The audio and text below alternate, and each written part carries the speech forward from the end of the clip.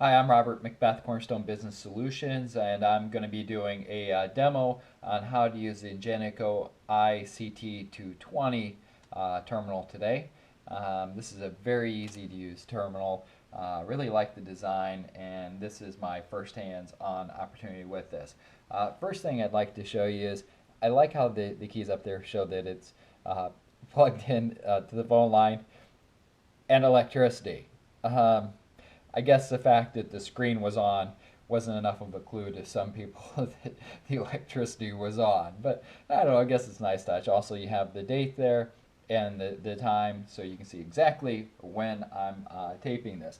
The setup for this was really kind of nice. It's just, they have a simple box here, and I've just unplugged it. But anyway, it's a plug-in that's really easy. That goes into here, this goes here. You got your phone line that goes in this little jack, and this comes up and it goes here. And that's really convenient because, oh, in case you haven't seen, that little electricity light just went out. So, yeah, we have no electricity. It's really convenient because this actually has an internal pin pad in it, and I'm plugging it in, we're getting it started again.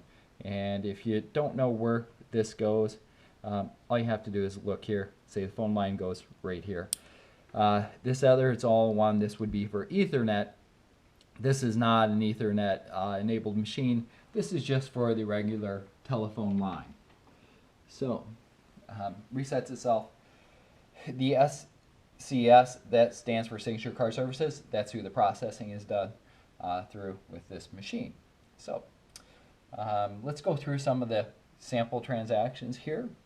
And we'll start out with doing a simple credit card transaction. Very simple. If you've ever used a credit card machine, you'll know that it's very simply, you just swipe the card.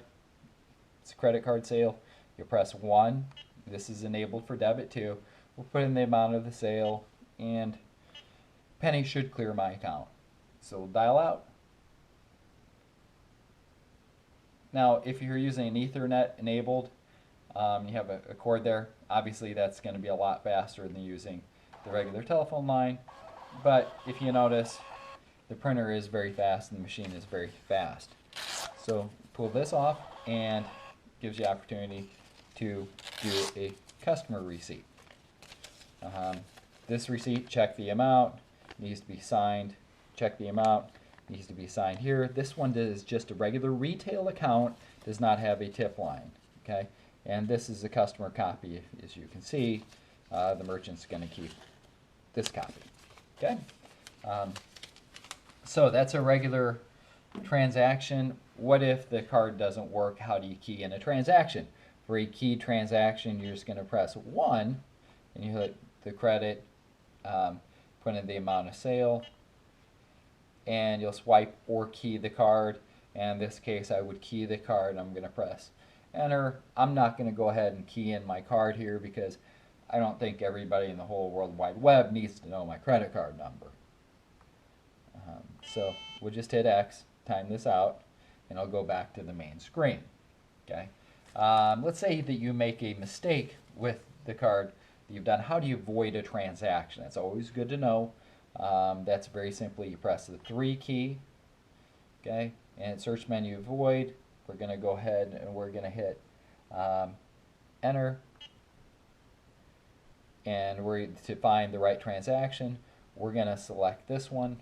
There's a lot of ways you can get there. You could go by the slip. It has the information at the top, the reference number, and all that information. But I found this is the easiest way to do because it's going to show the last one that you did. Okay, confirm gives you yes or no, and we'll hit the F1 key.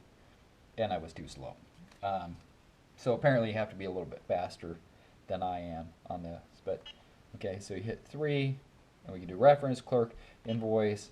These are the options that are available. And we'll hit 1, and we'll select this one, and we'll confirm, hit yes, and hit enter.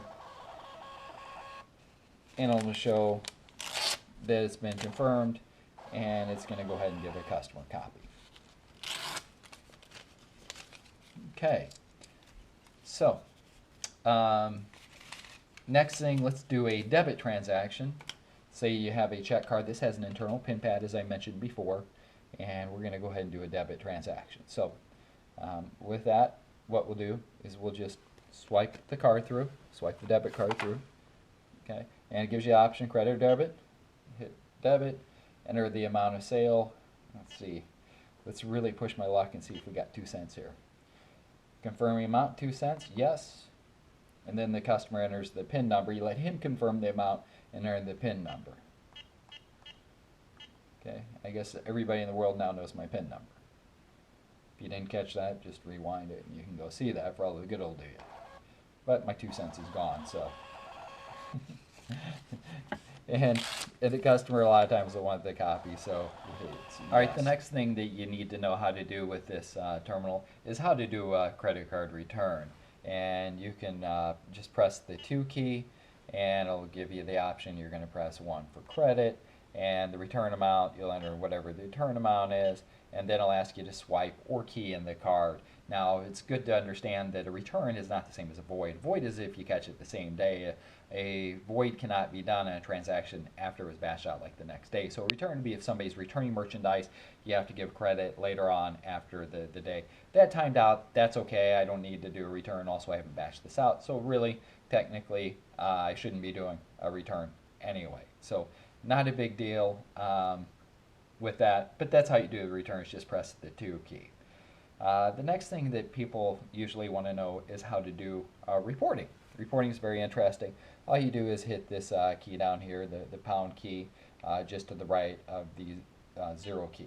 Okay, and it gives you the administrative menu, and what you're going to do is you're going to hit 0 for reports menu, and it gives you the option you can either do a detailed or a summary report. Okay, so first let's do a detailed report, and you can either hit 1 print or 2 display.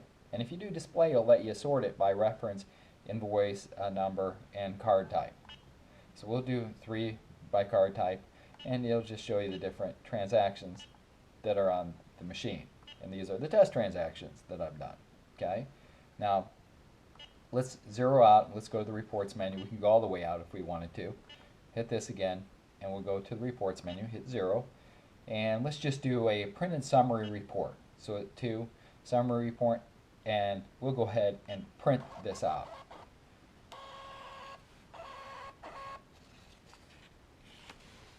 And this is showing what you have on the machine that has not been batched out. And probably be good if I actually showed you this. If you look, it shows the grand totals, the MasterCard debit, and everything's broken down, and a nice little report for you. So with that, also it'll show you the unadjusted tips as well. That's a report. Obviously it says heavy tip program, so that's not necessary, but I'll tell you, that is an excellent feature to save a lot of time for any place that does tips and wants to make sure that the waiters, waitresses haven't forgotten to enter the tips, because I've seen restaurants lose money on the tips not being entered by their staff, yet they're paying out on the tips, but the tips haven't been entered and they don't get the money. So that's a really nice feature. Okay, going back, that's the reporting. The next thing that people want to know is how do they get their money to their account. Well, first let's find the batch totals. Okay, so we'll hit pound, and you don't have to do this step first. We'll hit 0, reports menu, okay, and then we'll hit 2 for the batch menu, okay, and then 1 to print it out. And that's going to show you, it's a report to show basically what the same thing that we've done, because it's the batch. But the settlement, very easy at the end of the day. And a lot of these will auto settle. I recommend most retail accounts auto settle, but some people just want to settle it themselves. Okay, close batch and deposit funds, and we'll say yes. It's going to dial out, and it's going to send the transactions for the day.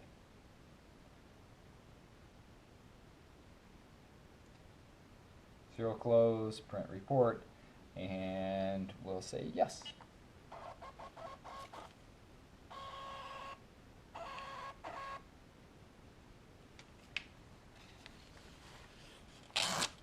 And here's what we have for the day, showing the totals and the grand total. I had one void for 1 cent, but I also did the debit for 2 cents, so it's showing the grand total of 2 cents is going to the checking account. It says settlement closed, and we're all good. What else do you need to know about this terminal? One of the great things about this Ingenico iCT220 machines is it is part of the next generation, and that it is EMV compliant. And EMV simply means Euro, MasterCard, Visa compliant, which is the new compliance that is going to be more secure moving forward. Very common in Europe. It hasn't quite hit the US. There's been a lot of buzz about it, and there is a liability shift coming in 2015, which makes it a good idea to start upgrading now. And all that simply means is, for this machine, it has a hardware available, and the way the EMV is going to work, it's a chip and pin based, and you're going to slide this in here and it'll say remove card please, and then you're going to be able to do the pin number. But it doesn't have the hardware. The software isn't there yet, and the reality is this is just a regular card, so I don't even have an EMV card. I don't know anybody that does have the EMV cards yet, but it's something that's coming, and when it does hit, this hardware will be available, and it'll be just a quick software upgrade to get that rolling. But it's good to know the next generation is here, ready to go, fully compliant with all PCI compliance measures and EMV with that. So there you go. Well, the last thing that you need to know about this is how to change the paper. Okay, and very simply, there's a little lever underneath here, and you just lift this up and you pull, and it's regular thermal paper. You can get this Office Depot, anywhere you can get paper. You can order for them if you want, but I recommend it's just as easy to buy locally, and it's the same type of paper that most merchants are used to for these types of machines. Very standard. You slip that in there and you're ready to go. So what else? Tech support numbers. Obviously my customers can call me, but I have outstanding tech support. Signature customer service, that's who this terminal is with. Your numbers are always going to be at the side. You've got them. They're basically available in Central Time from about 10 a.m. to 8 p.m., which is when most merchants are open.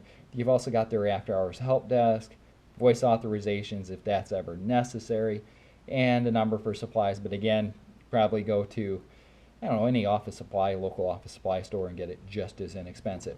On the other side of the terminal, you'll have your merchant ID on a sticker over here. We'll give you merchant ID and a couple other phone numbers as well. So that said, that's your Ingenico iCT220. Thanks for watching.